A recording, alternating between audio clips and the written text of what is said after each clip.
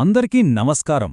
మనందరికీ తెలిసిన గాయత్రీ మంత్రం అది కేవలం ఒక ప్రార్థన మాత్రమేనా, లేకపోతే దాని వెనక మనకు తెలియని ఏదైనా సైన్స్ దాగి ఉందా? ఈరోజు మనం మన మూలగ్రంథం ఆధారంగా గాయత్రి వెనక ఉన్న సూపర్ సైన్స్ అనే ఒక అద్భుతమైన కాన్సెప్ట్ను లోతుగా పరిశీలిద్దాం. ఈ కథ ఎక్కడ మొదలవుతుందంటే మన మూల గ్రంథంలోని ఒక పవర్ఫుల్ వాక్యంతో. అదే అహం బహుశ్యాం అంటే ఒక్కటిగా ఉన్న పరమసత్యం తనను తాను ఎన్నో రూపాల్లోకి విస్తరించుకోవాలని సంకల్పించింది.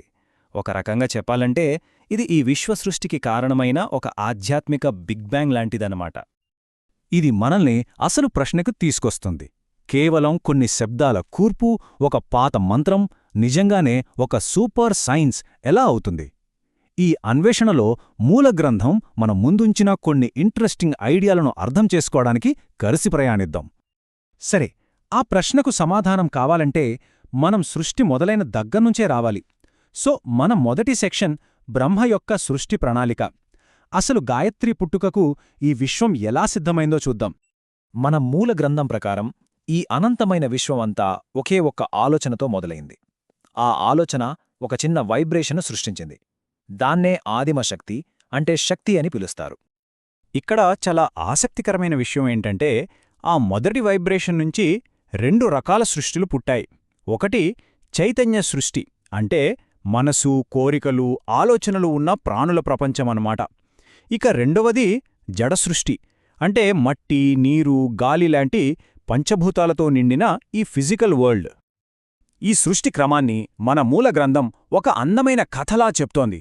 చూడండి, పరమసత్యం నుంచి ఒక కమలం, ఆ కమలం నుంచి బ్రహ్మ నుంచి చైతన్య శక్తి అయిన సావిత్రి, వాళ్ళిద్దరి కలయికతో జ్ఞానానికి ప్రతీకలైన వేదాలు, ఆ తరువాతే ఈ భౌతిక ప్రపంచం ఏర్పడిందని వివరిస్తోంది. సరే, అంతా బాగానే ఉంది.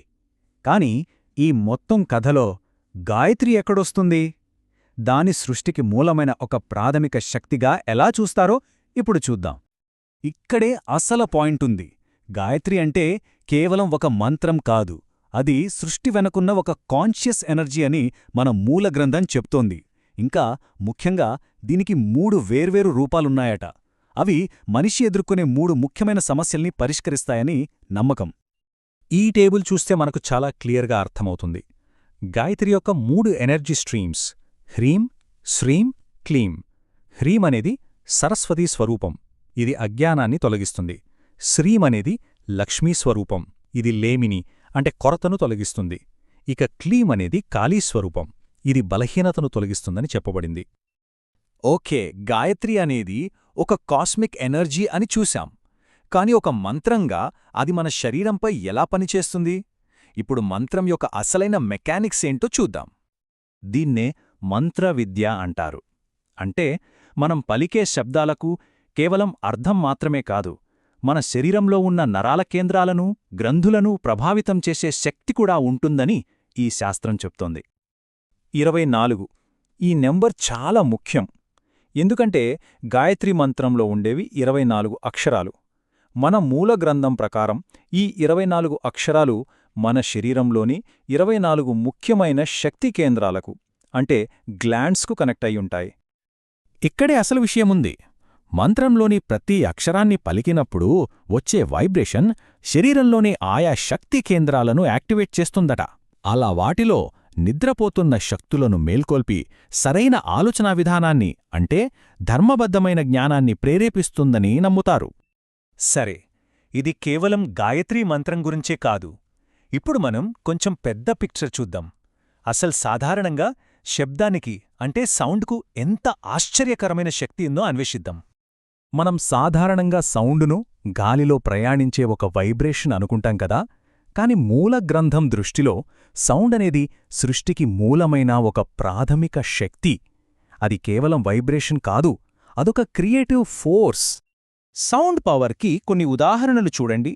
దీపక్ రాగంతో దీపాలు వెలిగించటం, మేఘమల్హార్ రాగంతో వర్షం కురిపించటం, సంగీతంతో కొన్ని రకాల రోగాలను నయం చేయడం, ఇవన్నీ సౌండ్ యొక్క పాజిటివ్ క్రియేటివ్ పవర్కు ఉదాహరణలుగా మన మూలగ్రంథం చెబుతోంది. సౌండ్కున్న ఫిజికల్ పవర్ కూడా తక్కువేం కాదు. ఉదాహరణకు, సైనికులు ఒకే తాళంలో కవాతు చేస్తూ ఒక వంతెనను దాటితే ఆ రిథమిక్ వైబ్రేషన్సుకు బలమైన ఇనుప వంతెనలు కూడా కూలిపోయే ప్రమాదం ఉంది. దీన్ని బట్టి కంటికి కనిపించని సౌండుకు ఎంత శక్తి ఉందో అర్థం చేసుకోవచ్చు. మరి మంత్రాలు ఎంత పవర్ఫుల్గా ఎలా పనిచేస్తాయి? దీని వెనక ఉన్న థియరీ ఏంటంటే, ఒక శబ్దం యొక్క వైబ్రేషన్ ఈథర్లోకి వెళ్ళి తనలాంటి గుణాలున్న అణువులన్నిటినీ ఆకర్షించి మరింత శక్తివంతమై మళ్లీ వెనక్కి వస్తుందని ఈ సిద్ధాంతం చెబుతోంది.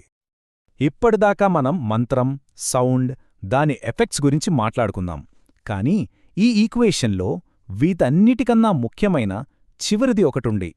మన మూల గ్రంథం ప్రకారం మంత్రం యొక్క పూర్తి శక్తిని యాక్టివేట్ చేసేది ఇదే.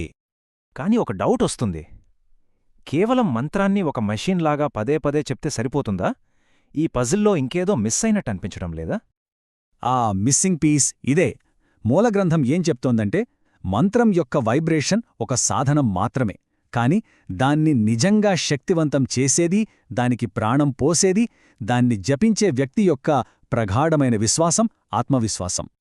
ఈ నమ్మకం ఎంత ముఖ్యమో చెప్పడానికి తులసీదాస్ రాసిన ఒక మాటను ఉదాహరణగా చూపిస్తారు. ఇందులో శ్రద్ధ, విశ్వాసం అనేవి సాక్షాత్తు పార్వతీ పరమేశ్వరుల స్వరూపాలని పోల్చారు. కాబట్టి మన రియాలిటీని మార్చడంలో నమ్మకానికి ఎంత శక్తి ఉందో ఆలోచింపజేసే ఈ ప్రశ్నతో ఈ విశ్లేషణ ముగిద్దాం. చీకట్లో ఉన్న తాడును మన నమ్మకం ఒక పాములా భ్రమింపజేయగలిగినప్పుడు, అదే నమ్మకం ఒక శక్తివంతమైన ధ్వనికి తోడైతే ఇంకేం చేయగలదో.